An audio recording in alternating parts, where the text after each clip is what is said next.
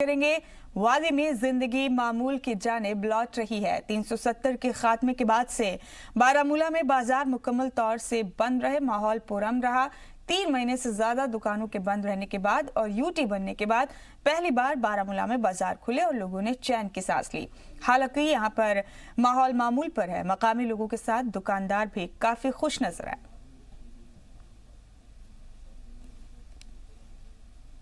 आज यहाँ जो वादी कश्मीर में लोगों ने भी अभी अपनी जो नॉर्मल ज़िंदगी है उसकी तरह गामजन हो गए हैं। मार्केट अब खुले हैं, ट्रैफिक भी बहाल हो गया है।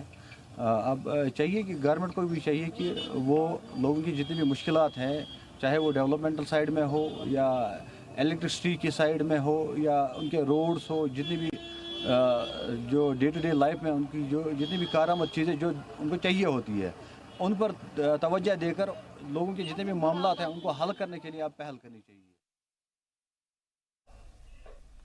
और गांधीनगर में बीजेपी के लीडर डॉक्टर अली मोहम्मद ने इज़्ज़ी सलाम से खास बातचीत की। इस दौरान उन्होंने आर्टिकल 370 को जम्मू कश्मीर की तरक्की की राह में रोड़ा करार दिया। उन्होंने कहा कि अब यूटी जम्मू कश्मीर तरक्की की नई इबारत लिखेगा। साथ ही उन्होंने कहा कि वादी के हालात धीरे धीरे पटरी पर लौट रहे हैं। नहीं, बड़गाम से आया हूँ। 60% लोग दुकान पे निकल आए हैं, कारोबार दोबारा स्टार्ट हो गया है, ट्रांसपोर्टर निकल आए हैं। आज वातावरण ठीक होने लगा है। 370 या 85 की अगर हम बात करें, ये सिर्फ एक रोक था यहाँ की डेवलपमेंट पे। तो जो भारतीय जनता पार्टी ने आज एक फैसला लिया, मैं पहले अप्रिशिएट करता हूँ नरेंद्र मोदी भाई को, अमित शाह को, जिसने ऐसा इनिशिएटिव की, मैं उनको सल्यूट करता हूँ। 370 या 85 की अगर हम बात करें, 70 साल से जम्मू कश्मीर के लोग सफर कर रहे थे 370 और 85 की ओर से, कि जिनको लाभ मिलना चाहिए वो लोग आज उसमें कुछ अंदर है कुछ बाहर है। उस पर भी हम चर्चा कर रहे हैं, उस पर भी स्क्रीनिंग लगेगी। जो लोग कसूरवार पाए जाएंगे उनको यार अंदर करेंगे, जो उनमें कसूरवार नहीं होंगे उनको हम बाहर रखेंगे, बाहर निकालेंगे। ऐसी बात नहीं। बीजेपी के रियासती सदर रविंद्र रैना ने पाकिस्तान पर इल्जाम लगाते हुए उसे दहशतगर्दी का हामी बताया है। सोशल मीडिया पर हिजबुल मुजाहिदीन के सरगना सलाहुद्दीन के वायरल हो रहे एक वीडियो पर मीडिया से बात करते उन्होंने कहा कि इस वीडियो में जिस तरह से पाकिस्तान से दहशतगर्दी को फरोग देने के लिए हिमायत मांगी जा रही है, उससे वाज़ेह है कि पाकिस्तान दहशतगर्दी का हामी है। इस मौके पर उन्होंने कहा कि इस वीडियो से ये भी वाज़ेह हो गया है कि पाकिस्तान ही जम्मू कश्मीर में दहशत फैलाने के लिए जिम्मेदार है। बीजेपी सदर दफ्तर में एक जॉइनिंग प्रोग्राम में शिरकत करने पहुंचे सदर ने पार्टी की डोर पकड़ने वालों का इस्तकबाल भी किया। आपने देखा है कि जिस तरीके से एक सोशल मीडिया में एक बहुत वीडियो वायरल हो रहा है जिसमें पाकिस्तानी बेस्ड आतंकी संगठन हिजबुल मुजाहिदीन का सरगना शेख सलाहुद्दीन पाकिस्तान की सरकार को कह रहा है कि हमें वो आतंकवादियों का पाकिस्तान फिर से समर्थन करे ताकि कश्मीर को लहूलुहान किया जा सके। इस बातचीत के जरिए यह बात तय हो गई, एक बार फिर पाकिस्तान आतंकवादियों का और अलगाववादियों का काला चेहरा सारी दुनिया के सामने आया है कि पाकिस्तान के अंदर ही आतंकवादियों को पनाह दी जाती है। पाकिस्तान आतंकवादियों का शेल्टर देने वाला देश है। पाकिस्तान की सरजमी से आतंकवादी खुलेआम तांडव कर रहे हैं और जम्मू कश्मीर के अंदर जो आतंकवाद है, जो बेगुनाह लोगों की हत्याएं हो रही है, इसमें सिर्फ पाकिस्तान जिम्मेवार है। सोशल मीडिया में वायरल इस वीडियो में हिजबुल मुजाहिदीन का आतंकी सरगना शेख सलाहुद्दीन पाकिस्तान की सरकार, इमरान खान, ISI और पाकिस्तान की सेना से मदद मांग रहा है कि वो फिर से जम्मू कश्मीर को लहूलुहान करने की साजिश कर रहा। सारी दुनिया के सामने ये तथ्य उजागर हुए हैं कि पाकिस्तान आतंकवादियों की सरजमी है, पाकिस्तान आतंकवादियों का देश है। जम्मू कश्मीर के लोगों का, कश्मीरियों का, मुसलमानों का इस दुनिया के अंदर अगर सबसे बड़ा कोई दुश्मन है वो पाकिस्तान है। एक तरफ वेस्ट पाकिस्तानी रिफ्यूजीज के 70 सालों का इंतजार खत्म हो चुका है, तो सिक्योरिटी फोर्सेस की जानिब से निकाली जा रही भर्तियों में भी वो अपना दावा ठोक रहे हैं। दूसरी जानिब उन्होंने मरकज की जानिब से उनके सेटलमेंट के लिए दी जाने वाली रकम को भी जारी करने की मांग की। यूटी जम्मू कश्मीर में सिक्योरिटी फोर्सेस में दाखिले को लेकर मुनक्किद रैलियों में वेस्ट पाकिस्तानी रिफ्यूजी भी हिस्सा ले रहे हैं। यूटी जम्मू कश्मीर से आर्टिकल 370 के हटते ही वेस्ट पाकिस्तानी रिफ्यूजी भी उम्मीदवारी के लिए दावा ठोक सकते हैं, क्योंकि अब उन्हें मुल्क ही नहीं रियासत की भी शहरियत मिल गई है। West Pakistan refugee action committee की जानिब से कठुआ में एक मीटिंग मुनक्किद की गई। इस दौरान तमाम रिफ्यूजीज ने अपने हुकूक और मिलने वाली सहूलियात को लेकर गौर खौज किया। ड्रीमलैंड पार्क में मुनक्किद मीटिंग के दौरान कमेटी के सदर लब्बा राम गांधी ने कहा कि रियासत को यूटी बनाए जाने के बाद हमें हमारा हक मिल रहा है। पहले जम्मू कश्मीर के कानून हमारे लिए काफी परेशानियां पैदा करते थे, लेकिन अब मरकज के 100% कानून नाफिज होने के बाद हमें काफी राहत मिलेगी।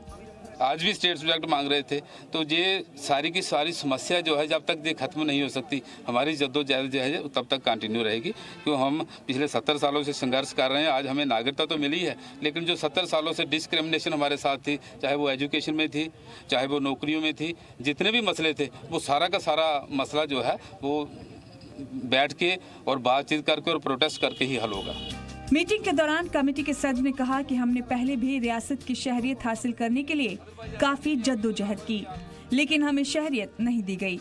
अब जम्मू कश्मीर के यूटी बनने के बाद कुछ मुतालबात को लेकर राहत मिली है, जबकि कुछ दीगर मांगों को लेकर पिछले दिनों जम्मू सेक्रेटरीट में ओहदेदारान के साथ मीटिंग हुई है, जिसमें सरकार ने वेस्ट पाकिस्तान रिफ्यूजी के लोगों से कुछ जरूरी दस्तावेज ले जाने की मांग रखी है। अपने हालात का हवाला देते हुए लब्बा राम ने दरखास्त की है कि दस्तावेजों के नाम पर उन्हें परेशान न किया जाए। मैंने जैसे ही सुना, मैंने माननीय जो हमारे डिविजनल कमिश्नर जम्मू हैं संजीव वर्मा जी, मैं उनके पास चला गया और मैंने उनसे रिक्वेस्ट की कि ऐसी ऐसी प्रॉब्लमें हमारे पास आ रही हैं। सांबा में भर्ती चल रही है और जम्मू में बीएसएफ की भर्ती चल रही है। तो मेरे बैठे बैठे उन्होंने क्या किया, डीसी कठुआ और डीसी सांबा को खुद हिदायत दी कि आप खुद उठ के जाइए जहाँ पे ये रिक्रूटमेंट हो रही है और वहाँ जाके जो अथॉरिटीज़ है उनको ये कहिए कि अब स्टेट सब्जेक्ट की कोई ज़रूरत नहीं रही। वेस्ट पाकिस्तानी रिफ्यूजी जो है इनसे पहचान पत्र जो है जो नायब तहसीलदार ने दी है वो लिया जाए।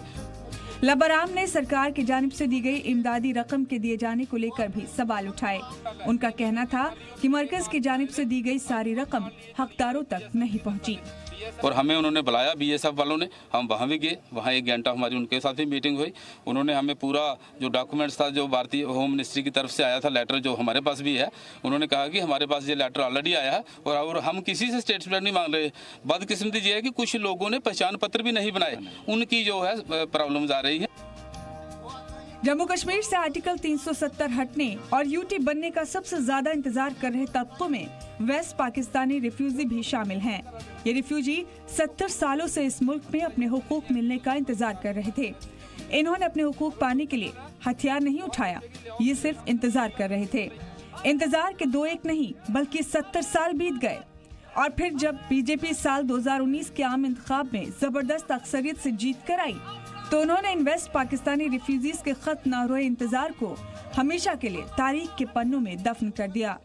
अब वो बड़े तालीमी इदारों में तालीम हासिल कर सकते हैं, नौकरियों के लिए उम्मीदवारी का दावा कर सकते हैं, वो मेन स्ट्रीम में मुल्क की तरक्की में अपना ताउन दे सकते हैं। ब्यूरो रिपोर्ट, जी सलाम। और जम्मू कश्मीर में डॉक्टर बनने की ख्वाहिश रखने वाले बच्चों के लिए खुशखबरी है। सरकार ने यूटी में 5 नए मेडिकल कॉलेज का ऐलान किया है, जिसमें से 3 जम्मू और 2 कश्मीर में खोले जा रहे हैं।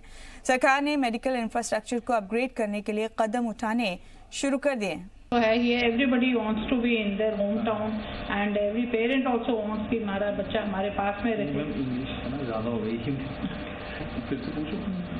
तो मैम किस तरह से जो अपॉर्चुनिटी है यंग जो एस्पायरिंग डॉक्टर्स हैं वो जो बनना चाहते हैं, पहले क्योंकि सीट्स कम थी, बाहर जाना पड़ता था, उसमें खर्चा भी ऑब्वियसली ज़्यादा होता है। आप बाहर जाएंगे, बाहर की स्टेट्स में जाएंगे, तो एक जो ये गवर्नमेंट ने काफ़ी क्योंकि मेडिकल कॉलेज में इन्वेस्टमेंट भी बहुत चाहिए, तो इस तरीके से दिखाता है कि गवर्नमेंट भी काफ़ी सीरियस है जो उन्होंने इतने सारे कॉलेजेस दिए हैं।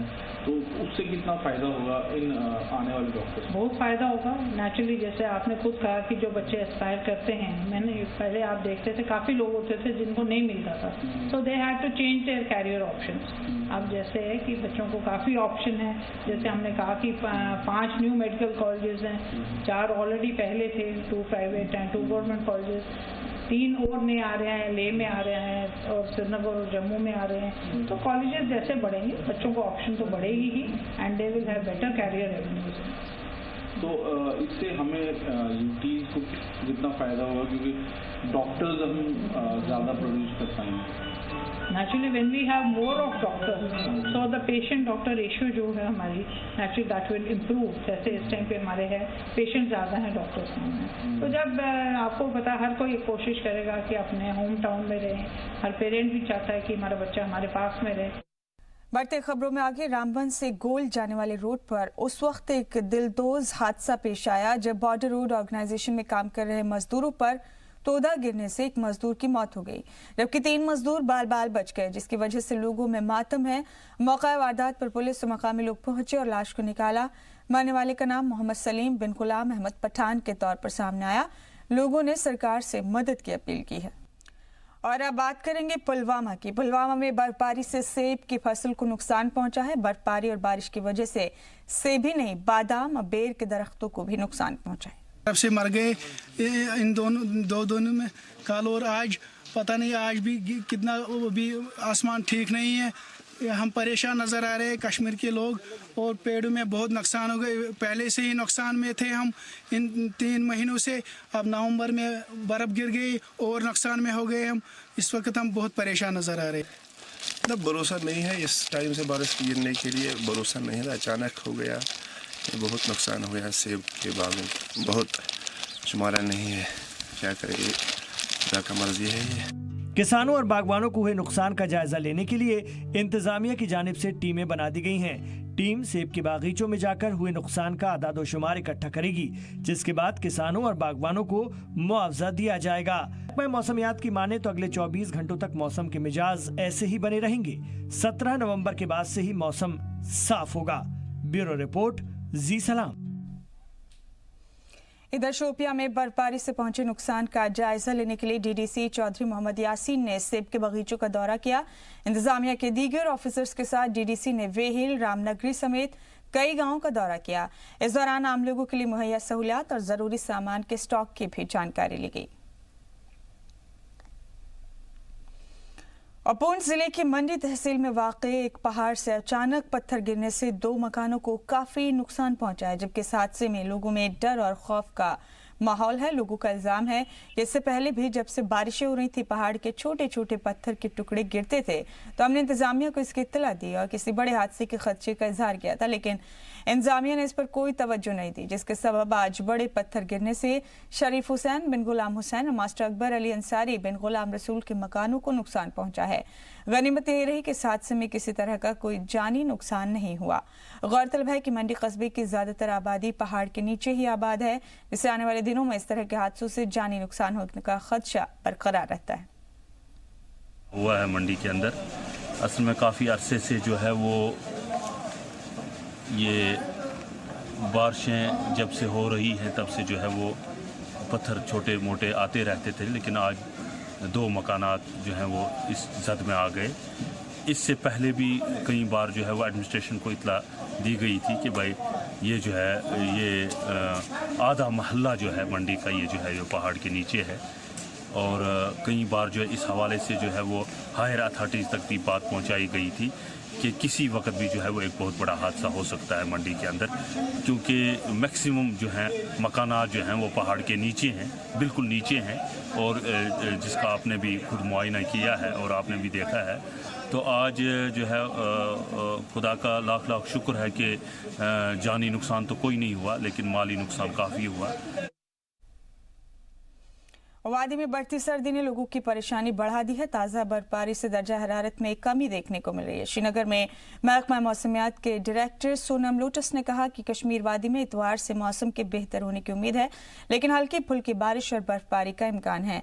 सोनम लोटस ने कहा कि इतवार से अगले 1 हफ्ते तक मौसम बेहतर रहने की उम्मीद है, लेकिन हल्की बारिश का इम्कान है। कल भी ऐसे ही रहेगा।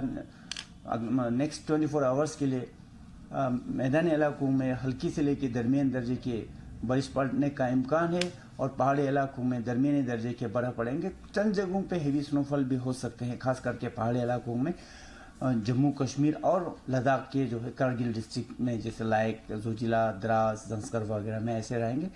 फिर 17 यानी परसों से संडे से मौसम अमूमन ठीक रहने का इम्कान है। हालांकि कश्मीर वादी कश्मीर में क्लाउडी रहेंगे, बादल छाए रहेंगे, ऊपर आलूद रहेंगे, पर ज़्यादा बर्फबारी अब होने का संभावना नहीं है। जो लास्ट टाइम हुआ था उससे एज एक्सपेक्टेड, जैसे पेशन गोई था उसी तरह इतना नहीं था, कम होगा इंटेंसिटी इसका।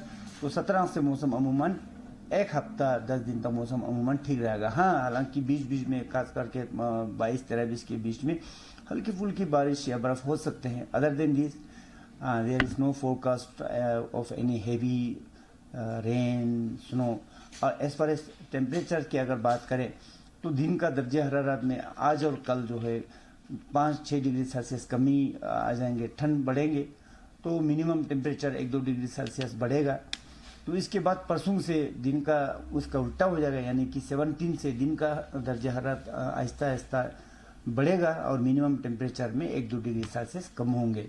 सर, अगर देखा जाए पिछले अभी बीच में नवंबर के महीने में भी अगर आपके डाटा के हिसाब से बीच में ऐसा बहुत सारे ईयर्स थे जिसमें हुआ है, इवन नवंबर में भी।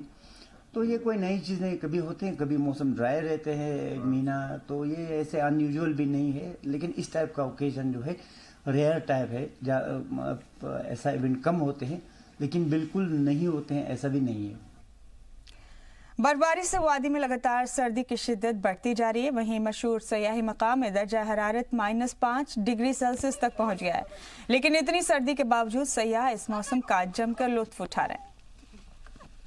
मुझे यहाँ का स्नोफॉल बहुत अच्छा लग रहा है, मौसम बहुत अच्छा है, बहुत ही प्रीटी है। और जब सुना था कि जन्नत पृथ्वी पे कहीं है तो वो कश्मीर में है, तो किसी ने सच ही कहा है कि जन्नत यहीं है। क्या फील कर रहे हैं? बहुत अच्छा फील कर रहे हैं बर्फबारी के अंदर। हमें पता नहीं था वेदर है जो आपका जो वेदर है वो फरवरी में होता है, लकीली हमारे लिए वेदर नवंबर में भी। कश्मीर से अलावा और कोई दूसरी जगह नहीं है जन्नत के लिए। स्नोफॉल आपने पहली बार देखा? हाँ, पहली बार देखा हमने। क्या फील कर रहे हैं? फीलिंग तो अब स्नोफॉल पहली बार देखते तो कैसी होती है आपको पता होगा। बहुत अच्छा है, काफ़ी स्नोफॉल हो रही है सुबह से, बहुत ब्यूटीफुल है।